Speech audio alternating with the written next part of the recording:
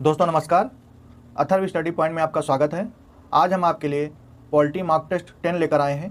Mock test शुरू करने से पहले आपसे रिक्वेस्ट है कि आप चैनल को सब्सक्राइब और लाइक कीजिए और बेल आइकन को दबा दीजिए, जिससे नए आने वाले वीडियो का नोटिफिकेशन आपको मिल सके। चलिए शुरू करते हैं।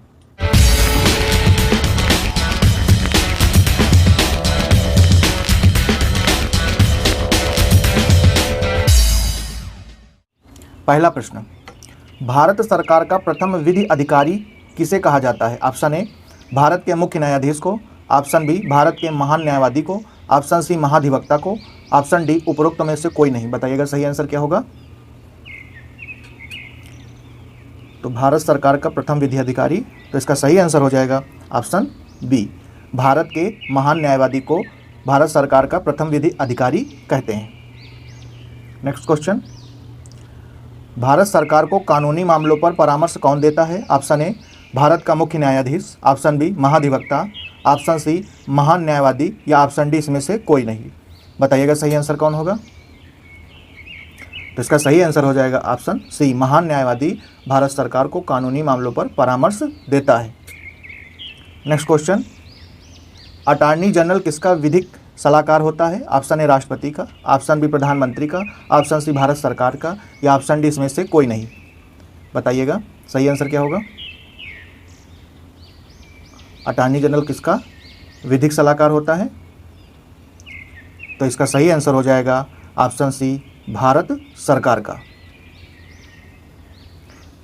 नेक्स्ट क्वेश्चन, संसद का सदस्य न होते हुए भी उसकी कार्रवाइयों में भाग लेने तथा बोलने का अधिकार किसे दिया गया है? ऑप्शन ए महान न्यायवादी या अटॉर्नी जनरल को, ऑप्शन बी राष्ट्रपति को, ऑप्शन सी राज्यपाल को या ऑप्शन डी उपर्युक्त में से कोई नहीं। बताइएगा सही आंसर कौन सा होगा।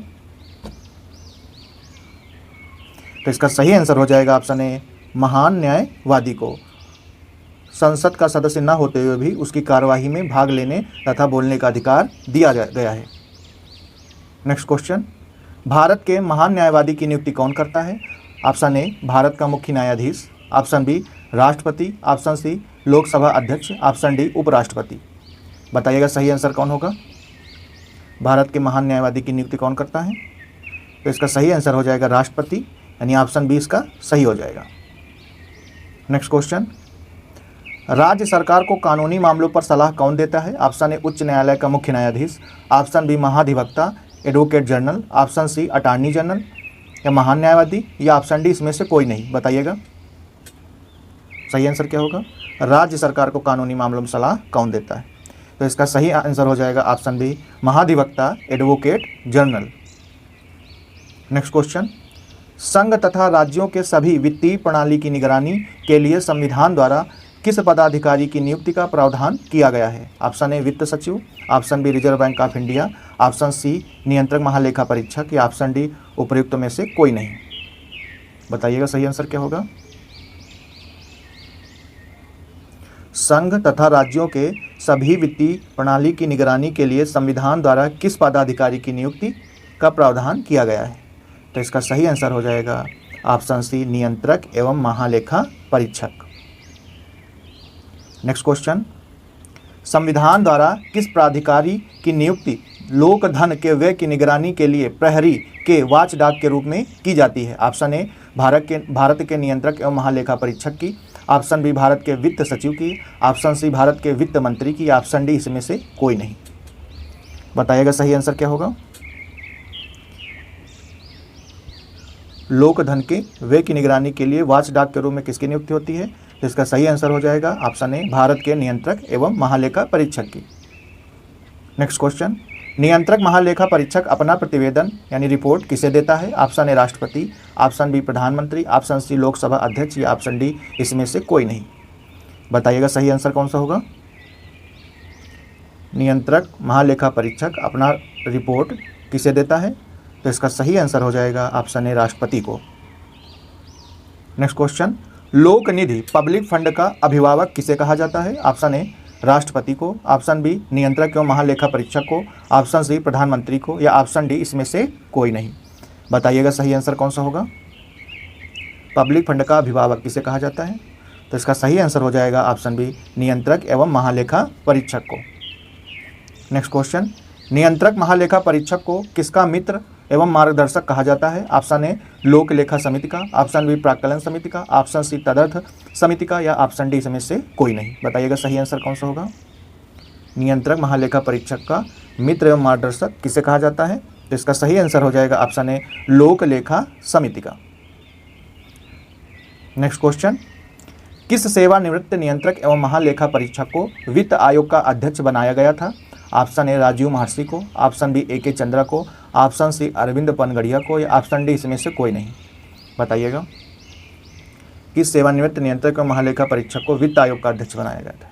तो इसका सही आंसर हो जाएगा ऑप्शन बी ए.के. चंद्रा को। नेक्स्ट क्वेश्चन, भारत के महान न्यायवादी को कैसे नियुक्त किया जाता है? ऑप्शन ए मुख्य न्यायाधीश द्वारा, ऑप्शन बी लोकसभा अध्यक्ष द्वारा, ऑप्शन सी संसद की सिफारिश पर राष्ट्रपति द्वारा, या ऑप्शन डी राष्ट्रपति द्वारा। बताइएगा इसका सही आंसर क्या हो जाएगा। भारत के अटॉर्नी जनरल की नियुक्ति कैसे की जाती है? तो इसका सही आंसर हो जाएगा ऑप्शन डी राष्ट्रपति द्वारा। इसकी व्याख्या देख लेते हैं। संविधान के अनुच्छेद 76 के अनुसार भारत सरकार को कानूनी मामलों में परामर्श देने के लिए राष्ट्रपति अटॉर्नी जनरल महान न्यायवादी की नियुक्ति करता है। उच्चतम न्यायालय के न्यायाधीश नियुक्त होने की योग्यता रखने वाले किसी व्यक्ति को अटॉर्नी जनरल नियुक्त किया जा सकता है। यह भारत का प्रथम विधि अधिकारी है और राष्ट्रपति के प्रसाद पर्यंत अपना पद धारण करता है। नेक्स्ट क्वेश्चन, निम्नलिखित में से किसको अपने कर्तव्य के पालन में भारत के राज्य क्षेत्र में सभी न्यायालयों में सुनवाई का अधिकार होगा? ऑप्शन ए महान न्यायवादी को, ऑप्शन बी महाधिवक्ता को, ऑप्शन सी अतिरिक्त महाधिवक्ता को, ऑप्शन डी इसमें से कोई नहीं। बताइएगा सही आंसर क्या होगा। किसको अपने कर्तव्य के पालन के लिए भारत के राज्य क्षेत्र के सभी न्यायालयों में सुनवाई का अधिकार होगा? तो इसका सही आंसर हो जाएगा ऑप्शन ए महान न्यायवादी यानी अटॉर्नी जनरल को। इसकी व्याख्या देख लेते हैं। भारत सरकार का मुख्य विधि परामर्शदाता अटॉर्नी जनरल ऑफ इंडिया होता है। इसे अपने कर्तव्य पालन में भारत के राज्य क्षेत्र में सभी न्यायालयों में सुनवाई में भाग लेने का अधिकार होता है। नेक्स्ट क्वेश्चन, भारत के महान न्यायवादी के विषय में निम्नलिखित कथनों पर विचार कीजिए। नंबर 1, वह भारत के राष्ट्रपति द्वारा नियुक्त किया जाता है। नंबर 2, उसमें वही योग्यता होंगी जो सर्वोच्च न्यायालय के न्यायाधीश की होती हैं। नंबर 3, उसे संसद के किसी भी एक सदन का सदस्य होना चाहिए। ऑप्शन नंबर 4, संसद द्वारा महाभियोग लाकर उसे हटाया जा सकता है। निम्न कूटों में से उत्तर दीजिए। ऑप्शन ए है 1 और 2, ऑप्शन बी है 1 और 3, ऑप्शन सी है 2, 3 और 4, ऑप्शन डी है 3 और 4। बताइएगा सही आंसर क्या होगा। भारत के महान न्यायवादी के विषय में निम्न कथन बताना है। तो वह नंबर 1 है, वो भारत के राष्ट्रपति द्वारा नियुक्त किया जाता है, ये सही है। उसमें वही योग्यता होंगी जो सर्वोच्च न्यायालय के न्यायाधीश की होती हैं, ये भी सही है। और तीसरा है, उसे संसद के किसी भी एक सदन का सदस्य होना चाहिए, ये आवश्यक नहीं है, यानी ये गलत हो जाएगा। वो किसी सदन का सदस्य नहीं होता है। संसद द्वारा महाभियोग लाकर उसे हटाया जा सकता है, ये भी गलत होगा। इसे राष्ट्रपति सीधे पद से हटा सकता है। इसलिए इसका सही आंसर हो जाएगा ऑप्शन ए 1 और 2 सही हो जाएगा। इसको देख लेते हैं व्याख्या। राष्ट्रपति द्वारा नियुक्त किए जाने वाले महान न्यायवादी में वही योग्यता होनी चाहिए जो सर्वोच्च न्यायालय के न्यायाधीश के लिए आवश्यक है। भारत का अटॉर्नी जनरल संसद का सदस्य नहीं होता है, परंतु वह सदन की बैठकों में भाग ले सकता है, बोल सकता है, किंतु अपना मत नहीं दे सकता है। ये अनुच्छेद 88 में कहा गया है। वह राष्ट्रपति के प्रसाद पर्यंत अपना पद धारण करता है, अतः राष्ट्रपति को उसे पदच्युत करने का अधिकार है। नेक्स्ट क्वेश्चन, निम्नलिखित कथनों पर विचार कीजिए। भारत का महान न्यायवादी लोकसभा की कार्यवाहियों में भाग ले सकता है। नंबर 2, लोकसभा की किसी समिति का सदस्य हो सकता है। नंबर 3, लोकसभा में बोल सकता है। नंबर 4, लोकसभा में मतदान कर सकता है। उपर्युक्त कथन में कौन सही है? ऑप्शन ए केवल 1, ऑप्शन बी 2 और 4, ऑप्शन सी 1, 2 और 3, या ऑप्शन डी 1 और 3। बताइएगा सही आंसर कौन सा होगा।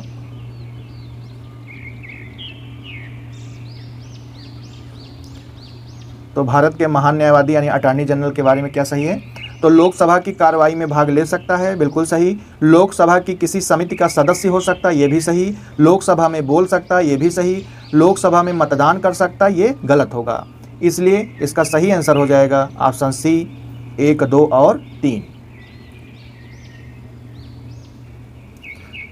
इसकी व्याख्या देख लेते हैं। संविधान के अनुच्छेद 88 में अभिकथित है कि प्रत्येक मंत्री और भारत के महान न्यायवादी को यह अधिकार होगा कि वह किसी भी सदन में, सदनों की संयुक्त बैठक में और संसद की किसी समिति में जिसमें उसका नाम सदस्य के रूप में दिया गया है, बोले और उसकी कार्यवाही में भाग ले, किंतु इस अनुच्छेद के आधार पर वह मत देने का हकदार नहीं होगा। नेक्स्ट क्वेश्चन, सॉलिसिटर जनरल निम्न में से क्या होता है? ऑप्शन ए कानूनी सलाहकार, ऑप्शन बी सरकारी अधिवक्ता, ऑप्शन सी राष्ट्रपति का कानूनी अधिकारी, ऑप्शन डी प्रशासनिक अधिकारी। बताइएगा सही आंसर क्या होगा। सॉलिसिटर जनरल क्या होता है? तो इसका सही आंसर हो जाएगा ऑप्शन ए कानूनी सलाहकार। इसकी व्याख्या देख लेते हैं। अटॉर्नी जनरल के अतिरिक्त भारत सरकार के कानूनी सलाहकार के रूप में अन्य विधि अधिकारी भी होते हैं। इन्हें सॉलिसिटर जनरल कहा जाता है। यह अटॉर्नी जनरल को उसके दायित्व के निर्वहन में सहायता प्रदान करते हैं। नेक्स्ट क्वेश्चन, भारत का सॉलिसिटर होता है ऑप्शन ए प्रधानमंत्री का सलाहकार, एक न्यायिक सलाहकार, एक प्रशासनिक अधिकारी या ऑप्शन डी राष्ट्रपति का सलाहकार। बताइएगा सही आंसर कौन सा होगा। भारत का सॉलिसिटर होता है तो इसका सही आंसर हो जाएगा एक न्यायिक सलाहकार। नेक्स्ट क्वेश्चन, कानूनी विषयों पर राज्य सरकार को कौन परामर्श देता है? Option A advocate general, option B महान न्यायवादी, ऑप्शन सी महान न्याय अभिकर्ता या ऑप्शन डी उच्च न्यायालय का मुख्य न्यायाधीश। बताइएगा सही आंसर क्या होगा। कानूनी विषयों पर राज्य सरकार को कौन परामर्श देता है? तो इसका सही आंसर हो जाएगा ऑप्शन ए एडवोकेट जनरल या महाधिवक्ता। इसकी व्याख्या देख लेते हैं। कानूनी विषयों पर राज्य सरकार को परामर्श देने के लिए एडवोकेट जनरल महाधिवक्ता की नियुक्ति की जाती है। राज्यपाल उच्च न्यायालय का न्यायाधीश बनने की योग्यता धारण करने वाले किसी व्यक्ति को एडवोकेट जनरल नियुक्त करता है। वह राज्यपाल के प्रसाद पर्यंत पद धारण करता है। अनुच्छेद 165 के अंतर्गत यह राज्य सरकार का प्रथम विधिक सलाहकार होता है। नेक्स्ट क्वेश्चन, भारत के नियंत्रक एवं महालेखा परीक्षक की नियुक्ति की जाती है। ऑप्शन ए वित्त मंत्री द्वारा, ऑप्शन बी लोकसभा अध्यक्ष द्वारा, ऑप्शन सी राष्ट्रपति द्वारा या ऑप्शन डी अध्यक्ष नीति आयोग द्वारा। बताइएगा सही आंसर कौन सा होगा। भारत के नियंत्रक एवं महालेखा परीक्षक की नियुक्ति की जाती है तो इसका सही आंसर हो जाएगा ऑप्शन सी राष्ट्रपति द्वारा। इसकी व्याख्या देख लेते हैं। भारतीय संविधान के अनुसार 148(1) के अनुसार भारत के नियंत्रक एवं महालेखा परीक्षक की नियुक्ति भारत के राष्ट्रपति द्वारा की जाती है। यह भारत सरकार के लेखों का लेखा परीक्षण कर अपनी रिपोर्ट को राष्ट्रपति को प्रस्तुत करता है तथा राज्य सरकारों के लेखों का लेखा परीक्षण कर रिपोर्ट संबंधित राज्य के राज्यपाल को सौंपता है। नेक्स्ट क्वेश्चन, निम्नलिखित में से किसके द्वारा भारत के नियंत्रक एवं महालेखा परीक्षक के पद का सृजन किया गया था? ऑप्शन ए मंत्रिमंडल के संकल्प द्वारा, ऑप्शन बी संविधान द्वारा, ऑप्शन सी संसदीय अधिनियम द्वारा या ऑप्शन डी उपयुक्त में से कोई नहीं। बताइएगा सही आंसर कौन सा होगा। तो इसका सही आंसर हो जाएगा ऑप्शन बी संविधान द्वारा। संविधान द्वारा भारत के नियंत्रक एवं महालेखा परीक्षक के पद का सृजन किया गया था। नेक्स्ट क्वेश्चन, भारत के नियंत्रक एवं महालेखा परीक्षक के पद पर नियुक्ति का कार्यकाल होता है। ऑप्शन ए 7 वर्ष, ऑप्शन बी 5 वर्ष, ऑप्शन सी 6 वर्ष, ऑप्शन डी 4 वर्ष। बताइएगा सही आंसर कौन सा होता है। भारत के नियंत्रक और महालेखा परीक्षक के कार्यकाल कितना होता है? तो इसका सही आंसर हो जाएगा ऑप्शन सी 6 वर्ष। इसकी व्याख्या देख लेते हैं। भारतीय संविधान के अनुच्छेद 148(3) के अनुसार नियंत्रक एवं महालेखा परीक्षक कैग के वेतन एवं सेवा शर्तों के निर्धारण का अधिकार संसद को दिया गया है। अतः संसद ने कैग के वेतन एवं सेवा शर्तों से संबंधित प्रावधानों को 1971 में अधिनियमित किया, जिसके अनुसार नियंत्रक एवं महालेखा परीक्षक का कार्यकाल 6 वर्ष का होता है या वह अधिकतम 65 वर्ष की उम्र तक सेवारत रह सकता है, इसमें जो पहले हो। नेक्स्ट क्वेश्चन, भारत के नियंत्रक एवं महालेखा परीक्षक के संबंध में निम्नलिखित में कौन सा सही नहीं है? ऑप्शन ए उनकी नियुक्ति राष्ट्रपति द्वारा की जाती है, ऑप्शन बी उनका वेतन सर्वोच्च न्यायालय के न्यायमूर्ति के समान होता है, ऑप्शन सी सेवानिवृत्ति के पश्चात वो अन्य सरकारी सेवा के अयोग्य हो जाते हैं या ऑप्शन डी उनको राष्ट्रपति पदच्युत कर सकता है। बताइएगा नियंत्रक एवं महालेखा परीक्षक के संबंध में कौन सही नहीं है। तो ऑप्शन ए है कि उनकी नियुक्ति राष्ट्रपति द्वारा की जाती है, सही है। उनका वेतन सर्वोच्च न्यायालय के न्यायमूर्ति के समान होता है, ये भी सही है। सेवानिवृत्ति के पश्चात वह अन्य सरकारी सेवा के अयोग्य हो जाते हैं, ये भी सही है। और इन्हें राष्ट्रपति पदच्युत कर सकता है, ये गलत है। अब इसकी व्याख्या देख लेते हैं। भारतीय संविधान के अनुच्छेद 148(1) के अनुसार भारत के नियंत्रक एवं महालेखा परीक्षक की नियुक्ति भारत के राष्ट्रपति द्वारा की जाती है। कैग को राष्ट्रपति पदच्युत नहीं कर सकता है, बल्कि उसे उसी रीति से या उन्हीं आधारों पर हटाया जाएगा जिस रीति से और जिन आधारों पर उच्चतम न्यायालय के न्यायाधीश को हटाया जाता है। संविधान की दूसरी अनुसूची के प्रावधान 12(1) के तहत भारत के नियंत्रक एवं महालेखा परीक्षक को सर्वोच्च न्यायालय के न्यायाधीश के बराबर वेतन दिया जाता है। अनुच्छेद 148(4) के तहत सेवानिवृत्ति के पश्चात नियंत्रक एवं महालेखा परीक्षक किसी अन्य सरकारी सेवा के अयोग्य हो जाते हैं। नेक्स्ट क्वेश्चन, निम्नलिखित कर्तव्यों में से कौन से एक भारत के नियंत्रक एवं महालेखा परीक्षक द्वारा पालन नहीं किया जाता है? ऑप्शन ए, भारत की संचित निधि से होने वाले सभी व्ययों का लेखा परीक्षण करना और उनके संबंध में प्रतिवेदन प्रस्तुत करना। ऑप्शन बी, आकस्मिकता निधि और लोक लेखा से होने वाले सभी व्ययों का लेखा परीक्षा करना और उसके संबंध में प्रतिवेदन प्रस्तुत करना। ऑप्शन सी, सभी व्यापार, निर्माण, लाभ और हानि लेखाओं की लेखा परीक्षा करना और उनके संबंध में प्रतिवेदन प्रस्तुत करना। ऑप्शन डी, सार्वजनिक धन की प्राप्ति और निर्गमन का नियंत्रण करना और यह सुनिश्चित करना कि सार्वजनिक राजस्व राजकोष में जमा हो। बताइएगा सही आंसर क्या होगा? कौन सा कर्तव्य भारत के नियंत्रक एवं महालेखा परीक्षक यानी कैग द्वारा नहीं किया जाता है? आइए देखते हैं। तो नंबर 1 कहता है भारत की संचित निधि से होने वाले सभी व्ययों का लेखा परीक्षण करना और उसके संबंध में प्रतिवेदन प्रस्तुत करना। ये कार्य करता है, यानी ऑप्शन ए सही हो जाएगा। नेक्स्ट है कि आकस्मिकता निधि और लोक लेखा से होने वाले सभी व्ययों की लेखा परीक्षा करना और उसके संबंध में प्रतिवेदन प्रस्तुत करना। यह भी सही है, यह भी कार्य करता है। नेक्स्ट क्वेश्चन, नेक्स्ट ऑप्शन है कि सभी व्यापार, निर्माण, लाभ और हानि लेखाओं की लेखा परीक्षा करना और उसके संबंध में प्रतिवेदन प्रस्तुत करना। यह भी कार्य करता है। ऑप्शन डी है सार्वजनिक धन की प्राप्ति और निर्गम का नियंत्रण करना और यह सुनिश्चित करना कि सार्वजनिक राजस्व राजकोष में जमा हो। ये कार्य नियंत्रक एवं महालेखा परीक्षक यानी कैग नहीं करता है। और क्वेश्चन में पूछा था कौन इसमें नहीं है, तो इसका सही आंसर हो जाएगा ऑप्शन डी। नेक्स्ट क्वेश्चन है नियंत्रक एवं महालेखा परीक्षक की टीका टिप्पणी पर उचित कार्यवाही करने की अंतिम जिम्मेदारी किसकी होती है? ऑप्शन ए राष्ट्रीय विकास परिषद की, ऑप्शन बी सर्वोच्च न्यायालय की, ऑप्शन सी संसद की, ऑप्शन डी राष्ट्रपति की। बताइएगा सही आंसर क्या होगा? नियंत्रक एवं महालेखा परीक्षक की टीका टिप्पणी पर उचित कार्यवाही करने की अंतिम जिम्मेदारी किसकी होती है? तो इसका सही आंसर हो जाएगा ऑप्शन सी संसद की। इसकी व्याख्या देख लेते हैं। संविधान के अनुच्छेद 151(1) के तहत नियंत्रक एवं महालेखा परीक्षक की रिपोर्ट राष्ट्रपति के द्वारा संसद के दोनों सदनों के समक्ष प्रस्तुत करवाया जाता है। अतः नियंत्रक एवं महालेखा परीक्षक की टीका टिप्पणी पर उचित कार्यवाही करने की अंतिम जिम्मेदारी संसद की है। नेक्स्ट क्वेश्चन, निम्नलिखित में से कौन संसद की लोक लेखा समिति की बैठकों में उपस्थित रहता है? ऑप्शन ए भारत के महाधिवक्ता, ऑप्शन बी भारत के महान न्यायवादी, ऑप्शन सी भारत के नियंत्रक एवं महालेखा परीक्षक या ऑप्शन डी इसमें से कोई नहीं। बताइएगा सही आंसर कौन सा होगा? तो इसका सही आंसर होगा ऑप्शन सी भारत के नियंत्रक एवं महालेखा परीक्षक। व्याख्या देख लेते हैं। भारत के नियंत्रक महालेखा परीक्षक संसद की लोक लेखा समिति की बैठकों में भाग ले सकता है। संविधान के अनुच्छेद 149 में नियंत्रक महालेखा परीक्षक के कर्तव्य एवं शक्तियों का वर्णन है।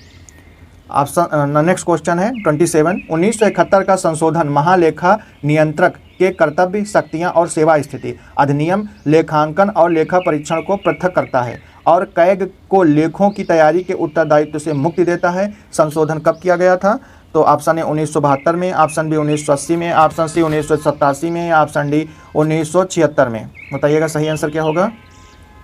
1971 के संशोधन के द्वारा जो है कैग को जो है लेखा परीक्षण और लेखांकन से मुक्ति दी गई। तो इसका सही आंसर हो जाएगा 1976 यानी ऑप्शन डी सही हो जाएगा। नेक्स्ट क्वेश्चन, निम्न कथनों पर विचार कीजिए। भारत में राज्य के महाधिवक्ता की नियुक्ति भारत के राष्ट्रपति द्वारा संबंधित राज्य के राज्यपाल की अनुशंसा पर की जाती है। नंबर 2 है सिविल प्रक्रिया संहिता के उपबंध के अनुसार राज्य स्तर पर उच्च न्यायालय को मूल अपीली और सलाहकारी अधिकारिता होती है। उपयुक्त कथनों में कौन सा सही है? ऑप्शन ए केवल 1, ऑप्शन बी केवल 2, ऑप्शन सी 1 और 2 या ऑप्शन डी उपयुक्त में से कोई नहीं। बताइएगा सही आंसर क्या होगा। निम्न कथनों पर विचार करिए। तो नंबर 1 कहता है भारत में राज्य के महाधिवक्ता की नियुक्ति भारत के राष्ट्रपति द्वारा संबंधित राज्य के राज्यपाल की अनुशंसा पर की जाती है। गलत हो जाएगा। दूसरा कह रहा है कि सिविल प्रक्रिया संहिता के उपबंध के अनुसार राज्य स्तर पर उच्च न्यायालय को मूल अपीली तथा सलाहकारी अधिकारिता होती है। यह भी गलत हो जाएगा। इसलिए इसका सही आंसर हो जाएगा ऑप्शन डी, इसमें से कोई नहीं। इसकी व्याख्या देख लेते हैं। राज्य के महाधिवक्ता की नियुक्ति राज्य के राज्यपाल द्वारा की जाती है, ना कि राष्ट्रपति द्वारा। सलाहकारी अधिकारिता अनुच्छेद 143 के तहत सर्वोच्च न्यायालय की होती है और उच्च न्यायालय की अधिकारिता मूल तथा अपीली होती है। नेक्स्ट क्वेश्चन, भारत के कई यानी नियंत्रक एवं महालेखा परीक्षक कार्य करते हैं? ऑप्शन ए लोक वित्त संरक्षक के रूप में, ऑप्शन बी सरकार के मुख्य विधिक सलाहकार के रूप में, ऑप्शन सी नागरिक स्वतंत्रता के संरक्षक के रूप में, या ऑप्शन डी उपर्युक्त सभी के संरक्षक के रूप में। बताइएगा सही आंसर कौन सा होगा। भारत के नियंत्रक एवं महालेखा परीक्षक कार्य करते हैं, तो इसका सही आंसर हो जाएगा ऑप्शन ए लोक वित्त संरक्षक के रूप में। नेक्स्ट क्वेश्चन, लोक वित्त सरकार के वित्तीय क्रियाकलापों का अध्ययन है, इसके अंतर्गत क्या नहीं आता है? ऑप्शन ए वित्तीय प्रशासन, ऑप्शन बी सार्वजनिक राजस्व, ऑप्शन सी व्यावसायिक बैंकों के कार्य निष्पादन, या ऑप्शन डी सार्वजनिक खर्च का परीक्षण। बताइएगा सही आंसर कौन सा होगा। लोक वित्त सरकार के वित्तीय क्रियाकलापों के अध्ययन में क्या नहीं आता है? तो इसका सही आंसर हो जाएगा ऑप्शन सी व्यावसायिक बैंकों के कार्य निष्पादन। ये रहा आज का मॉक टेस्ट और ये रहे इसके आंसर की, आप लोग देख लीजिएगा। धन्यवाद।